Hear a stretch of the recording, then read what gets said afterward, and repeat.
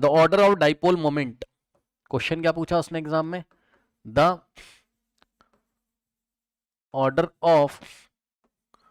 Dipole moment. अब देखो उसने आपको कंपाउंड नीचे दिए कौन कौन से, CH3F, ठीक, और CH3Cl,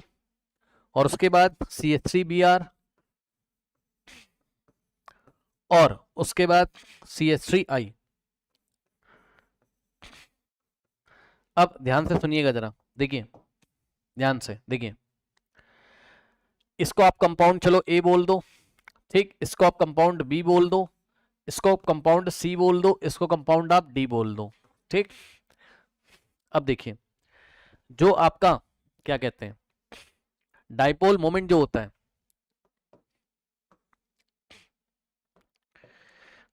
देखिए जो आपका डाइपोल मोमेंट होता है म्यू, उसका फॉर्मूला क्या होता है, डेल इंटू डी, याद है, डेल क्या होता था, चार्ज होता था, और थोड़ा सा याद दिला दूं अगर भूल गए हो तो, ये देखिए HCl, यहाँ पे डेल नेगेटिव डेल पॉजिटिव है ना, तो इसका चार्ज लेते थे और इनके बीच का डिस्टेंस लेते थे, ये डाइपोल मोमेंट होता था। और याद है ये डाइपोल मोमेंट उतना ही ज्यादा होता था, इसमें मतलब दो डोमिनेटिंग फैक्टर है, कौन कौन सा, एक तो चार्ज और दूसरा डिस्टेंस, दोनों पे डिपेंड करता है, ठीक, डाइपोल मोमेंट दोनों पे डिपेंड करता है, चार्ज और डिस्टेंस। अब इस फॉर्मूले को थोड़ा सा चेंज कर लो, मतलब चेंज करने का क्या मतलब है, ये चार्ज प्रोपोर्शनल होता है किसके, इलेक्ट्रोनेगेटिविटी डिफरेंस के, याद है, डेल्टा EN, इलेक्ट्रोनेगेटिविटी डिफरेंस जितना ज्यादा होगा इन दोनों के बीच में उतना ज्यादा क्या होगा आपका चार्ज, ठीक। तो यानी कि जो म्यू है ये दो फैक्टर्स पे डिपेंड करता है, किस पे, डेल्टा EN पे यानी कि इलेक्ट्रोनेगेटिविटी डिफरेंस पे और डिस्टेंस पे, दो फैक्टर हो गए भाई, चेक कर लो, डेल्टा EN और D। अब ध्यान से सुनो,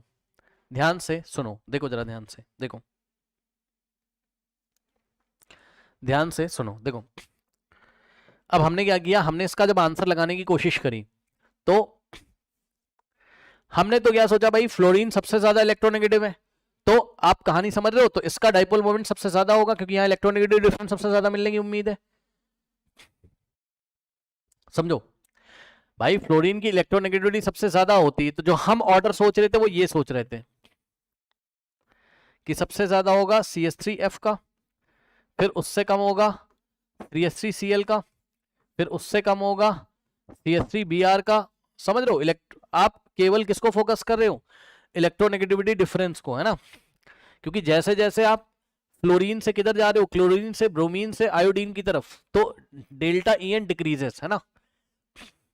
इलेक्ट्रोनेगेटिविटी डिफरेंस जो है डिक्रीज हो जाएगा, किसके बीच में, हैलोजन और कार्बन के बीच में, डेल्टा EN डिक्रीजेस। ऐसा आप सोच रहे हो, बिल्कुल सही सोचा है आपने, ध्यान से सुनो, बट ये रॉन्ग आंसर है, सोचा आपने सही है, सोचा आपने सही है, बट ये क्या है, रॉन्ग हो गया। तो कॉपी में पहले रॉन्ग आंसर लिख लीजिएगा, क्योंकि ये एग्जाम में कैसा सवाल आता है, डायरेक्ट आता है एग्जाम में, इसमें कोई चेंज नहीं किया जाएगा। अब ध्यान से चेक करो,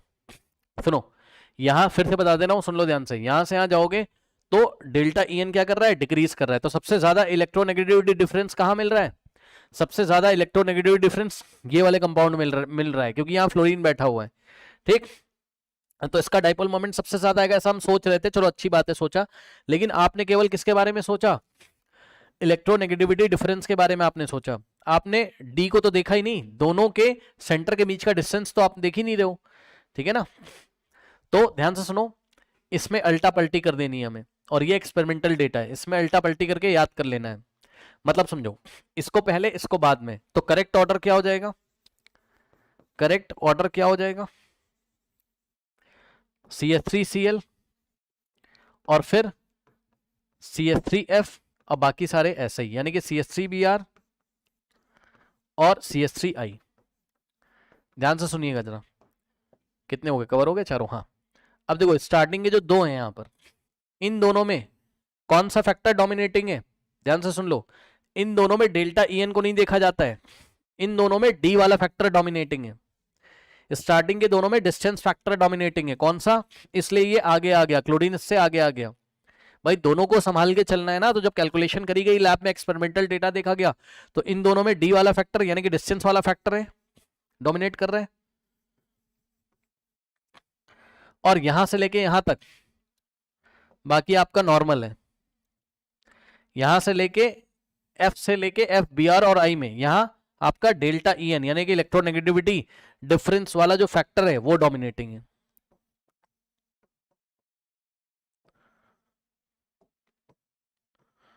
डोमिनेटिंग। तो ऐसे सवालों को क्या किया जाता है,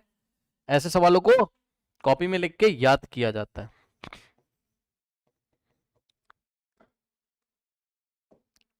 तो ये आपका करेक्ट ऑर्डर है।